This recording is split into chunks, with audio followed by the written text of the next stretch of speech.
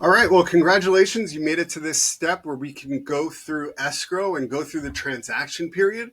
It's not an easy feat to have gotten this far. You don't get that first offer that you presented, sometimes not even the second. But when you get it, it's a great feeling. And now you're on the path to getting your house. I want to explain to you what it means to be working through escrow because you've probably heard this term a lot, but unless you've been through the buying process, you probably don't even know what it means, right? Escrow actually has a couple of different meanings. In this particular sense, we're talking about escrow meaning the transaction period, right? So when you put in your offer and you put in a 30-day period from the time that the offer is accepted till the time you close, that's the transaction period, or it's also referred to as being an escrow. So why is it referred to as being an escrow? Well, when you put your money, right, we talked about this before, you put your earnest deposit into escrow, you give it to the escrow officer because the escrow company, you might be in California, we work with escrow companies. In other states, they have the title representative handling the escrow part of the transaction. So you could have a title representative handling the escrow, or you could have an attorney. There are attorney states, and the attorney is handling escrow. But in either which way, no matter which state you're in and what the laws are, there may be an escrow officer, a title officer, or an attorney. You're going to give that money to that representative. In California, in LA's case, it's going to be an escrow officer, which works at an escrow firm. And you're going to wire that money over to them. Okay. And when they get that money, they're going to put it into an escrow account. And that escrow account just means that they're holding your money. It's not anybody else's money yet. It's still your money, but somebody else has to hold on to it. And since it's in an escrow account, that means that you're in escrow. And that's why the transaction period is called escrow period, right? You're in escrow at this point. Your money is in an escrow account. So that's what we're going to be talking about today. And we're going to be discussing all of the different pieces that come through on this timeline for being in escrow, being in this transaction period. So we've already gone through some of them which have the check marks next to them, right? We've set up the search. We found the lender. We found the agent. We started touring homes. We looked at the neighborhoods. We did online searching and in-person searching. We started making offers. We talked about that last time, about how to put in an offer and what an offer looks like. And now our offer is accepted and escrow starts. So the first thing is putting in that money. So we talked a little bit about that during our offer discussion of what an earnest money deposit is, right? Earnest money, just as a refresher, it's your money that you are putting into escrow to tell the seller that you are serious about this transaction. And again, in LA, it's usually 3% of the purchase price. There are other places in other areas that is a 1%, but in LA, it's 3%. Maybe it's 2% in some places that you live, wherever you may be watching this. In LA, typically it's 3% of the purchase price. You're going to send in, wire over to the escrow company, to the escrow officer, and they're going to put it in that escrow account. And that tells the seller that you are serious about this plan. And now that you have the money in, you can start your due diligence process. You can hire your inspector. You can hire multiple inspectors if you'd like. You can hire an inspector. A general inspector is definitely a must, right? You must hire a general inspector. I 100% implore you to do that. Hiring a general inspector will go top to bottom of the house. They'll crawl underneath the house if they have to and go on top of the roof and into the attic. They'll check the appliances. They'll check the structure. They'll check the plumbing. They'll check the electricity. They'll check everything that they can and report back to you on anything that's wrong with the house. Now, let me just tell you right now, there are going to be things wrong with the house. There has maybe been one house where I got a fully clean report. There was nothing wrong on it. But whether it is a new build or whether it's a resale of an older home, there's always going to be stuff that they call out because it's their job. They have to tell you everything that they find. But there are a lot of things on these reports that really, they're inconsequential. No matter where you live, you're going to have to deal with some of these types of things. The purpose of the due diligence is to find out if there's going to be something in this report that is going to cost you an extreme amount of money, and everybody's different in that case, but I usually look between $5,000 and $10,000 as a starting point for an extreme amount of money. Or is it going to be hazardous to your health or safety? Did they find mold? Did they find something that is going to potentially light on fire, right? Something along those lines. Could be a big plumbing issue. So those are the types of things that we really want to focus on when we are going through our inspection period. But again, a general inspector is going to find most of that stuff for you. But if you want to, you can always hire specialists. You may have time within your inspection period, depending on what your offer said. You may have time within your inspection period to hire the general inspector and see what they say. And then if they tell you to go look at other, get specialists to look at something specific, you can hire a roofer, or you can hire a plumber, or an electrician, or a foundation specialist, or a chimney specialist, right? Like there are all these specialties. The caution that I will tell you when you hire any of these individuals is that they are typically the contractors doing the work. So while the inspector's job is to report anything that they find, it is really the plumber's job to tell you everything that he can make money off of, right? So you're hiring them typically because there's one thing that you want them to look at and you want to get an estimate and know how much it's going to cost to fix that, or if it's even really a problem. But typically what I find is when I hire a plumber or any type of contractor to come over to the house, HVAC, doesn't matter what it is, they're going to find other things that they tell you that they need to fix.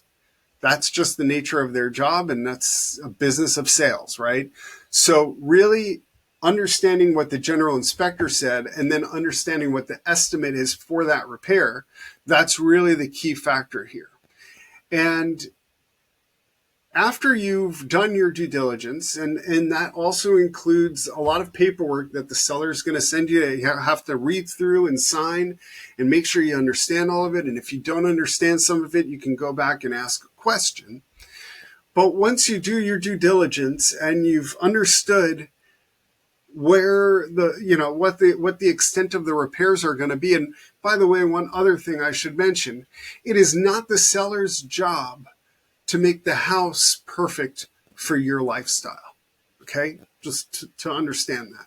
You are buying the home, like we talked about, as is, right? That's part of the contract, is as is offer. So you are buying the home as is.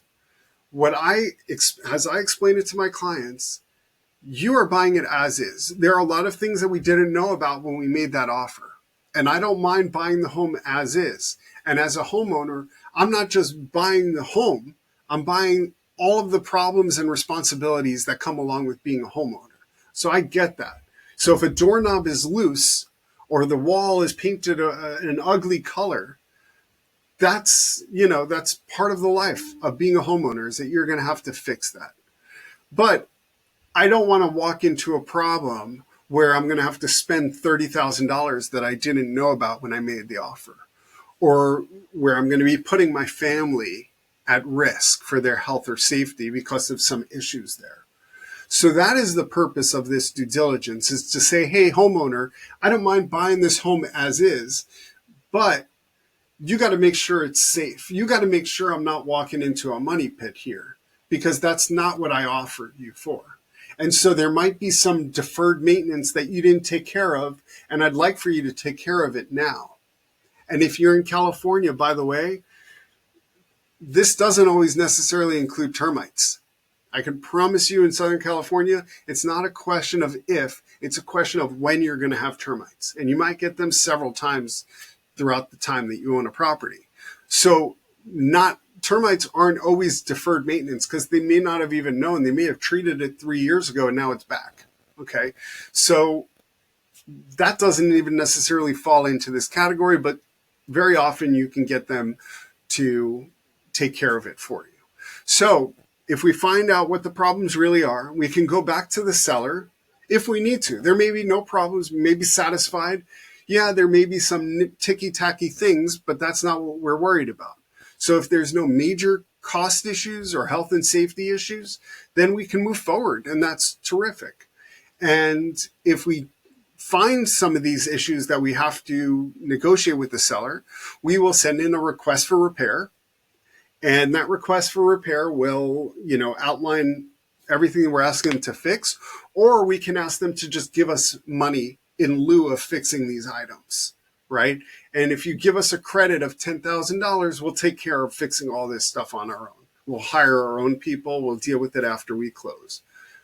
Whatever the negotiation is, whatever the settlement is, if you guys reach a satisfactory conclusion there and you're able to agree on that, you're also agreeing to remove your inspection contingency at that time.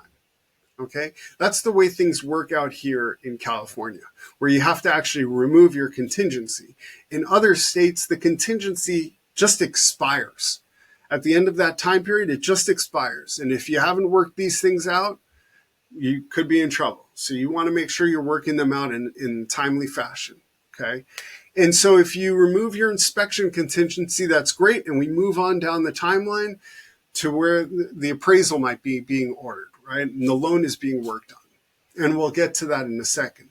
But if you can't work in those negotiations and you can't, come to an equitable resolution about these problems, either on your end or their end, then that's what the contingency plan is for. Maybe it's time to back out of this offer and go find another house that actually you're more comfortable with. But if you can find that negotiation, you can settle on that stuff, then great, we can move forward. So the next item on this is the appraisal being ordered. And in fact, usually the appraisal is ordered on the same day that the EMD is sent in, on the same day that you open escrow, even in some cases. It really depends on how much time the appraisal has to be ordered. There are certain things that the lender has to do in order to order this. But the appraisal is pretty much ordered right from the start, and then we're waiting to get the appraisal back. And if you have an appraisal contingency, it comes in handy because if the appraisal comes in for less of a value than you purchasing the home for, there could be another one of these problems where we have to negotiate with the seller. 99.9% of the time, the appraiser just agrees with the purchase price. Because the real truth is that the value of any particular home is what somebody's willing to pay for it. But the bank wants to know, are other people going to be willing to pay this same amount of money? And so what the appraiser's job is to see is, are other people paying similar amounts of money for similar properties? And if you're buying that house for that type of money, generally speaking, other people are buying it for similar properties in the same neighborhood. So the appraisal is ordered, but if it comes out higher, that's great. It means you're walking into the house with instant equity in your house. Your house is worth more than what you paid for it. You're getting a great deal. So there's no problem there. And if the number is exactly this number that you're purchasing the house for, again, no problem. That's exactly what you want to see. But if their number is lower, let's say you put in an offer for $500,000 and the appraisal came back for $480,000. Okay. You now have a little bit of a problem here because the bank is only going to loan up until the $480,000 mark. Okay. If you're putting 10% down, then you're going to have to pay $48,000 for the $480,000 purchase price, because that's what the bank is going to see as the purchase price. But in order to get to that $500,000 that the seller wants, you're going to also have to throw down another $20,000 on top of your $48,000. So originally you had a 10% of 500,000, you were putting down 50,000. Now in this scenario, you have a 48,000 down payment for the bank, and you have to throw in another $20,000. So you're at 68,000 in order to get this home that you wanted to buy for 500,000 because you were off by 20,000. So you have an appraisal contingency that's going to help you. What does it help you with? Well, you can go back to the seller and say, Mr. Seller, I was hoping to buy this for 500,000, but as you can see, the appraiser doesn't feel that it's worth it. Now, I can't afford this extra money all on my own. So would you be willing to drop it down to be $480,000 purchase price? Would you be willing to sell this home for me for $480,000? Seller may say yes, and great, you got a new deal there. Okay, that's one. There could be another option where you guys split it in the middle. Maybe he'll say, I'll let you buy it for $490,000. Now your 68 becomes 58,000. Okay, great. That's another equitable solution. Maybe it's not 50-50, maybe it's 70-30 or something along those lines. But if you can find a way to negotiate and figure out that price difference, then that's a good thing. And again, you can continue on down the path. And if you can't come to a solution that allows you to make this work, sometimes even the lender has some ideas, but if you can't find something to make this work because of that $20,000 gap, then again, that contingency gives you the right to get out of the contract and get your money back from the EMD. You get your money back if you use your contingencies the right way. You can get out of the contract and go through that contingency plan and go shopping for another home. Now, just to talk about those contingencies, again, the due diligence contingency is pretty widespread. There's a lot of things that you can use in your for reasons to get out of the contract. And as a matter of fact, in most cases I've ever seen, there's really no explanation necessary.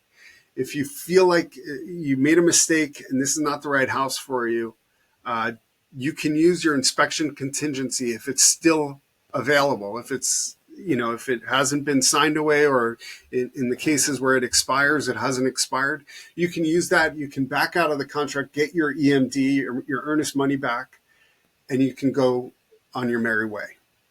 The appraisal contingency is just for the appraisal.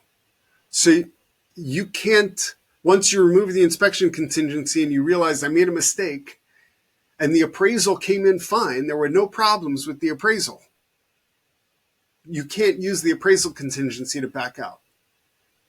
And the same goes with the loan. The loan contingency, the financing contingency, is only good if you have your loan is denied. That's the only time it can be used. So if the loan is good, it doesn't get denied, the appraisal is good, the inspection is good, we get to remove all of our contingencies. Now, of course, if the loan is denied, you're going to have to back out. There's no real negotiation there unless you can come up with some miracle or switch over to another lender that may be able to actually get the loan approved. But it's usually hard to do that. So if the loan is denied, it's usually kaput. But once we remove all the contingencies, that's really where we want to be. That's where we want to, get to, because now we're on easy street. Now we wait for the closing disclosures to come to you as the buyer. So the lender is going to send you the closing disclosures. Once you sign those, we're going to have to wait 3 days, and then those loan documents are going to be sent over to you to sign. You're going to have to sign them in front of a notary. Sometimes the notary gets sent to you. Sometimes you have to go somewhere, but it's going to be on a particular place at a particular date and time. And you're going to sit there and sign, a couple dozen pages to the lender for their loan documents. That basically is you agreeing to the terms of paying back the loan. Pretty standard stuff. It is pretty detailed, and you got to sign all of these. And then once you sign all of them, then we head towards closing. You're going to send in your money, the rest of your down payment, the rest of your, right, you had your EMD in there, 3%. But if you're putting in 10%, then you have to put in another 7%, and you have to put in your closing costs, which usually might be somewhere between 2 and 3. And if you have to pay for your real estate agent, could be another 2 on top of that. So it could be anywhere from 2 to 5%. So we got to put in all those closing costs, down payment, everything. We wire that back in, and we send in the loan docs. The notary who saw you sign it, they'll submit all of those documents back to escrow. And once escrow gets all of that stuff in, they can send the loan documents back to the lender. The lender gets them, and they say, okay, here's our money. They send that into escrow, and now we're all set up to close. Now, before we close, during this period of signing docs and sending the money in, we want to do also a walkthrough. A walkthrough is just a formality. Maybe it's a 10-minute thing where you walk into the property, make sure it's in the same condition where you last saw it during your inspection period. The purpose really here is to make sure that the place is still standing, that if they were moving stuff out, they didn't damage things incredibly, the glass door isn't broken, and everything like that. Things that maybe that you had either negotiated to stay behind, or things that you had negotiated to be repaired are still there or have been repaired. That's the purpose of the walkthrough. And, you're going to want to do that usually within the last 5 days of your escrow period. And then again, once all that's done, once escrow's got all the documents and they've got you set up for closing, then you're going to record. In Los Angeles County, we record the day after they're all set up. In every other place in the country, pretty much, I don't know of any other exceptions, they record the exact same day. So once they get all the money in and they get the documents in, they record that same day. In Los Angeles County, you have to wait until the next day. That's the way it works here. Once that's done, that's it. You got your keys. Congratulations. You can move into your house. You're a homeowner. Don't make sure to call all of your utility companies. Turn on the service that you need, whether it's electric or gas or water or cable, whatever it might be. Make sure you set that up. Sometimes you'll get those numbers in advance and you can set them up so that they're turned on the day that you move in. And that's it. You've got a new home, whether it's a condo or a single family house. It's a great first start. And I'm truly happy that we got you all the way to this process. Now, of course, not everything always goes so smoothly. That is why you might want an agent, or why you might want to look into the other higher ticket course that we offer, so that we can go through some of those detailed specifics, nuanced, sort of out there, third base type of situations that may occur during your transaction. And where we are also there available on our weekly calls to help answer your specific questions about your transaction or your process or your buying progress itself. So I hope this course has been helpful as a basic starter to get you on your way to buying a house on your own. And if I see you in the next chapter, I'm excited to see you, and I hope to talk to you on our weekly calls. But I always deep down wish you guys the best of luck, because I know how difficult this process can be and how stressful it can be, but it should also be an enjoyable process. It should be a process that you look back on fondly, because especially if it's your first home, there's only ever one first home, and you want that to be an exciting experience, and you find a home that's a great home for your first home. So I hope that's what you find, and I hope that this has helped you find it a little bit. And please share the results with us. I'd love to hear how you did. Anyways, great to have you in this course, and congratulations all around. I'm truly excited that you've graduated, and you're here now, and you are on your way to buying that first home. So again, from the bottom of my heart, congratulations, best of luck to you. And please, like I said, please do let us know how you did. I want to hear all these success stories. Thanks so much. And thanks for joining me, the Realtor Evan, at this course. Take care.